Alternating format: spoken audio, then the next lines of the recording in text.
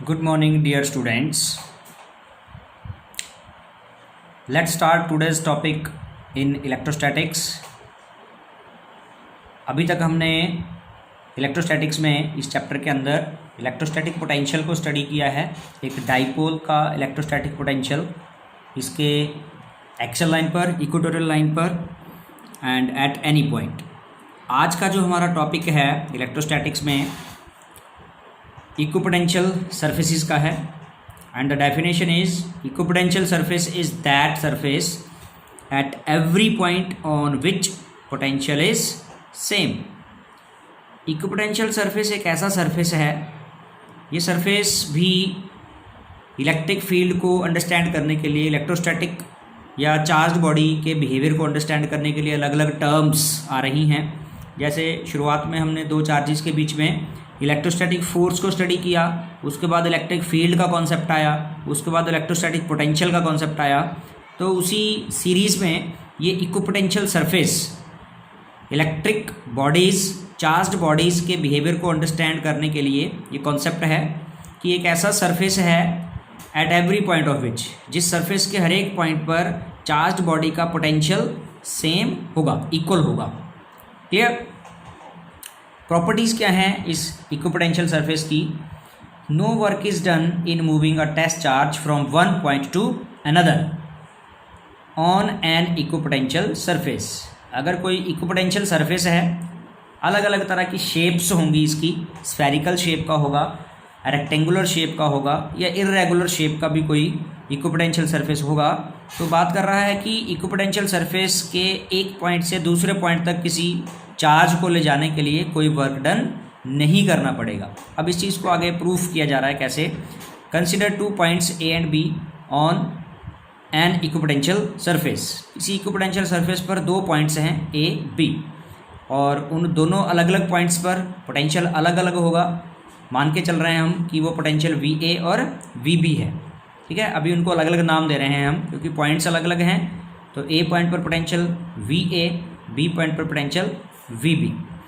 और ये potential difference, पीछे कॉन्सेप्ट हमने पढ़ा इलेक्ट्रोस्टैटिक पोटेंशियल का, तो दो पॉइंट्स के बीच का जो पोटेंशियल डिफरेंस है वो एक पॉइंट से दूसरे पॉइंट तक चार्ज को ले जाने के लिए किया गया वर्क डन पर यूनिट चार्ज। ये पोटेंशियल डिफरेंस की डेफिनेशन थी, work done from A to B.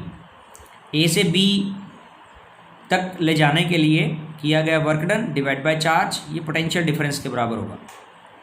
Potential difference की डेफिनेशन लगाई और ऊपर हम स्टेटमेंट में ये कह रहे हैं वर्क डन जीरो हमें प्रूव करना है। अब इक्विपोटेंशियल सरफेस है तो इसका मतलब क्या हो गया कि पोटेंशियल सेम है, पोटेंशियल इज सेम। जितना पोटेंशियल ए पॉइंट पर है उतना ही बी पर है, यानी कि V A equals to V B. तो डिफरेंस कितना हो जाएगा? ज़ीरो। तो इसकी वैल्यू होगी zero. Zero is equal to W A B upon Q naught. Q naught उधर जाके मल्टीप्लाई करेगा तो W A B equals to zero, यानी कि work done from A to B. यही पॉइंट ऊपर वो कह रहा है कि इक्विपोटेंशियल सरफेस के एक पॉइंट से दूसरे पॉइंट तक चार्ज को ले जाने के लिए वर्क डन कितना होगा? ज़ीरो होगा। ये प्रॉपर्टी है इक्विपोटेंशियल सरफेस की, first property. Second property, two equipotential surfaces can not intersect each other. दो इक्विपोटेंशियल सरफेसेस जो होंगे डिफरेंट शेप्स के हों बेशक, लेकिन कोई भी इक्विपोटेंशियल सरफेस एक दूसरे को इंटरसेक्ट नहीं करेंगे। If two equipotential surfaces intersect then at the point of intersection there will be two values of electric potential. जिस पॉइंट पर अगर हम मान के चलें कि दो इक्विपोटेंशियल सरफेसेस एक दूसरे को क्रॉस करेंगे तो उस इंटरसेक्शन वाले पॉइंट पर पोटेंशियल की क्या हो जाएंगी बेटा? दो वैल्यूज़ हो जाएंगी, two values. And this is not possible कि स्पेस में किसी इलेक्ट्रीफाइड बॉडी की सराउंडिंग, उसकी इलेक्ट्रिक फील्ड रीजन में किसी एक पॉइंट पर एक ही वैल्यू पोटेंशियल की होगी। लेकिन अगर दो इक्विपोटेंशियल सरफेस इंटरसेक्ट करते हैं तो ये इंडिकेट करेगा कि इस पॉइंट पर इलेक्ट्रोस्टैटिक पोटेंशियल की दो वैल्यूज़ हैं, जो कि पॉसिबल नहीं होगा। Hence two equipotential surfaces cannot intersect. Now here is the third property of equipotential surface. Equipotential surface की तीसरी प्रॉपर्टी है, क्या लिखता है, the electric field is perpendicular to the equipotential surface at every point. मान लो जैसे इक्विपोटेंशियल सरफेस की हम कोई स्फेरिकल शेप मान के चलें, equipotential surface has spherical shape इस तरह का, तो वो ये कह रहा है कि इस इक्विपोटेंशियल सरफेस पर इलेक्ट्रिक फील्ड का जो डायरेक्शन होगा वो कैसा होगा, perpendicular. Electric field will be perpendicular to the any surface of equipotential surface, ठीक है। तो इसको प्रूव कैसे किया जा रहा है, we know that at equipotential surface, अभी पिछले टॉपिक में हमने ये प्रूव किया कि इक्विपोटेंशियल सरफेस पर एक चार्ज को एक पॉइंट से दूसरे पॉइंट तक ले जाने के लिए किया गया वर्क डन कितना होता है, 0 होता है, dw इक्वल्स टू 0। इस वर्क डन को हम इलेक्ट्रिक फील्ड की फॉर्म में जब लिखते हैं तो ये लाइन इंटेग्रल है, this is called the line integral of electric field, E dot D L. Electric field और लेंथ एलिमेंट का डॉट प्रोडक्ट ये वर्क डन है, और ऊपर के कंसेप्ट में इस वर्क डन को कितना लिखा जा रहा है, 0। So E dot D L equals to 0। Dot product को ओपन करेंगे तो E D L cos theta equals to 0 हो गया। डॉट प्रोडक्ट ओपन हुआ, A dot B A B cos theta. Now E and D L ये दोनों अलग अलग फिजिकल क्वांटिटीज़ हैं जो कि 0 नहीं होंगी, जबकि प्रोडक्ट 0 हो रहा है, तो इट मीन्स जो तीसरा फैक्टर है इसमें कॉस थीटा ये क्या होगा, 0 होगा। और कॉस थीटा 0 होने का मतलब है थीटा 90 डिग्री, कॉस 90 डिग्री की वैल्यू 0 होती है। Theta here is the angle between E and D L. D L is some part of the equipotential surface, equipotential surface का कोई लेंथ एलिमेंट है ये, तो ई और डी एल के बीच में थीटा एंगल 0 आया, means that electric field is perpendicular. Angle 90 degree आने का मतलब ई और डी एल के बीच में एंगल 90 डिग्री का मतलब है इलेक्ट्रिक फील्ड परपेंडिकुलर है इक्विपोटेंशियल सरफेस के, the third property. Next property की बात करते हैं, fourth property, equipotential surface indicate the region of strong और weak electric fields. Equipotential surfaces जो होंगे वो उन रीजन्स को इंडिकेट करेंगे कि कहाँ पर इलेक्ट्रिक फील्ड स्ट्रॉन्ग है और कहाँ पर इलेक्ट्रिक फील्ड वीक है। किसी भी इलेक्ट्रीफाइड बॉडी के सराउंडिंग में जो उसकी इलेक्ट्रिक फील्ड होगी वो कहाँ वीक है कहाँ स्ट्रॉन्ग है उसको इंडिकेट करते हैं ये। तो इसको प्रूव कर रहे हैं कैसे, एक रिलेशन आगे हम अभी इसको डिराइव करेंगे। ये रिलेशन आपने अभी यहाँ पर याद रखनी है। पोटेंशियल ग्रेडियंट के लिए ये इलेक्ट्रिक फील्ड का डेफिनेशन है, the variation of potential with respect to distance E equals to minus D B upon D R, ठीक है। जहाँ डी आर क्या है, दो इक्विपोटेंशियल सरफेसेस का बीच का गैप है, और overall D V upon D R it's the derivative of potential with respect to R. Distance के रेस्पेक्टिव पोटेंशियल का चेंज होना उसको इंडिकेट कर रहा है D V by D R, और इसका दूसरा नाम है potential gradient, okay, potential gradient. तो ये इलेक्ट्रिक फील्ड का और पोटेंशियल ग्रेडियंट का रिलेशन है, E is equal to minus D V by D R. Negative rate of change of potential is equal to electric field. तो इसमें cross multiply किया इसको, डी आर इधर आ गया, ई यहाँ पर आ गया, E D R equals to minus D V upon E, ये चीज़ होगी बेटा। इक्विपोटेंशियल सरफेस की बात हो रही है तो डी वी की वैल्यू जो होगी वो कांस्टेंट होगी, D V is constant for equipotential surface. तो इसका मतलब ये होगा कि डी आर जो है वो प्रोपोर्शनल हो गया इलेक्ट्रिक फील्ड की, प्रोपोर्शनलिटी साइन लगाया, इलेक्ट्रिक फील्ड नीचे है तो डी आर इन्वर्सली प्रोपोर्शनल कहा जाएगा।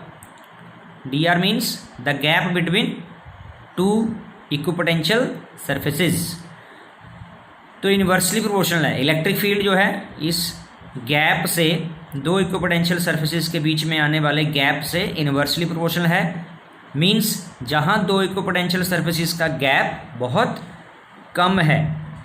यहाँ पर देखें, मान लो एक और इक्विपोटेंशियल सरफेस हम ड्रॉ करें यहीं पर, this one is another equipotential surface, और एक और इक्विपोटेंशियल सरफेस ड्रॉ करें, दिस वन। तो ये तीन इक्विपोटेंशियल सरफेसेस हो गए। इन दो इक्विपोटेंशियल सरफेसेस का बीच का गैप थोड़ा कम है, और यही गैप इन दूसरे और तीसरे इक्विपोटेंशियल सरफेस के बीच में ज़्यादा है। तो जहाँ डी आर ज़्यादा है, इन्वर्सली प्रोपोर्शनल है, D R is inversely proportional to the electric field E. तो डी आर का ज़्यादा होना मतलब यहाँ इलेक्ट्रिक फील्ड क्या है, वीक है, इलेक्ट्रिक फील्ड कम है यहाँ पर। जहाँ डी आर ज़्यादा है, दो इक्विपोटेंशियल सरफेसेस में गैप ज़्यादा जहाँ, और जहाँ गैप कम है मीन्स ये वाला जो रीजन होगा इलेक्ट्रिक फील्ड का, ये कैसा होगा, स्ट्रॉन्ग इलेक्ट्रिक फील्ड का रीजन होगा, दिस वन, इन दोनों के बीच का जो ये है। So this is the relation here tells. तो ये रिलेशन इस बात को बता रही है that equipotential surface is closer in the region of strong electric field. तो ये आप देख रहे हैं कि जहाँ इलेक्ट्रिक फील्ड स्ट्रॉन्ग है वहाँ इक्विपोटेंशियल सरफेसेस क्लोजर हैं, और जहाँ इलेक्ट्रिक फील्ड वीक है वहाँ इक्विपोटेंशियल सरफेसेस के बीच में गैप ज़्यादा है। So this is the property. Next is, now we have to discuss the equipotential surface की जो शेप्स हैं वो कैसी होंगी। वेरियस चार्ज सिस्टम के लिए इक्विपोटेंशियल सरफेसेस किस शेप के होंगे। तो पहला हमारा charge configuration, equipotential surface of point positive charge. यहाँ पर सेंटर में पॉजिटिव चार्ज है, ये वाली जो डार्क लाइनें हैं एरो वाली, ये इस पॉजिटिव चार्ज की इलेक्ट्रिक फील्ड को इंडिकेट कर रही हैं। और जो बाकी के स्फीयर्स हैं, क्योंकि ये पेज है तो पेज के ऊपर तो ये सर्कल दिखाई दे रहे हैं आपको, ये एक्चुअली क्या है, दे आर द स्फीयर्स। सो ये स्फीयर्स इक्विपोटेंशियल सरफेसेस को इंडिकेट कर रहे हैं। Is that clear? तो इसका मतलब एक पॉइंट चार्ज के कारण जो इक्विपोटेंशियल सरफेसेस होंगे वो कैसी शेप के होंगे, स्फेरिकल शेप के होंगे। आपको थोड़ा यहाँ पर और भी दिख रहा होगा कि ये और ये जो दो इक्विपोटेंशियल सरफेस हैं बहुत ही क्लोज हैं, और तीसरे वाला यहाँ पर थोड़ा दिखाई नहीं दे रहा है, थर्ड वन इज़ हेयर। तो इसके बीच में जो गैप है वो ज़्यादा है, और अभी अभी हमने पढ़ा कि ज़्यादा गैप जो है वो इंडिकेट करता है वीक फील्ड को। इसका मतलब चार्ज से जैसे जैसे दूर चलते जाते हैं तो इलेक्ट्रिक फील्ड की स्ट्रेंथ जो है वो कम होती जाती है। यहाँ पर इलेक्ट्रिक फील्ड की स्ट्रेंथ ज़्यादा है तो दो इक्विपोटेंशियल सरफेस क्लोज हैं, और जैसे जैसे दूर जा रहे हैं इलेक्ट्रिक फील्ड की स्ट्रेंथ घट रही है, जिसको शो कर रहा है कि इक्विपोटेंशियल सरफेसेस का दूर होना, उसको शो कर रहा है। नेक्स्ट कन्फिग्रेशन है equipotential surface for uniform electric field. तो यूनिफॉर्म इलेक्ट्रिक फील्ड को ये जो लाइनें हैं, स्ट्रेट लाइन जो ये एरो वाली हैं, ये इंडिकेट कर रही हैं parallel straight equidistant lines indicating the uniform electric field. ठीक है, और इस यूनिफॉर्म इलेक्ट्रिक फील्ड में ये जो रेक्टेंगुलर शेप के हैं ये इक्विपोटेंशियल सरफेसेस हैं, एक ये है एक ये है। इसका मतलब पहला तो ये हुआ कि यूनिफॉर्म इलेक्ट्रिक फील्ड में इक्विपोटेंशियल सरफेसेस की शेप कैसी होगी, रेक्टेंगुलर होगी। ये दोनों रेक्टेंगुलर शेप के जो वर्टिकल में ऐसे दिखाई रहे हैं ये इक्विपोटेंशियल सरफेसेस हैं, और इनके बीच का जो गैप है, ऊपर जैसे हमने यहाँ देखा कि गैप कम ज़्यादा था, शुरू में कम था फिर आगे चल के वो बढ़ गया गैप, वो इस वजह से होता है कि इलेक्ट्रिक फील्ड नॉन यूनिफॉर्म है। लेकिन यहाँ जो इलेक्ट्रिक फील्ड है वो यूनिफॉर्म है। ऐसे सिचुएशन में इक्विपोटेंशियल सरफेसेस का गैप एक जैसा ही होगा, यानी कि अगर हम कोई तीसरा इक्विपोटेंशियल सरफेस यहाँ बनाएंगे रेक्टेंगुलर शेप का ऐसे, तो जितना गैप इस फर्स्ट सेकंड में होगा उतना ही सेकंड और थर्ड में भी होगा। Is that clear?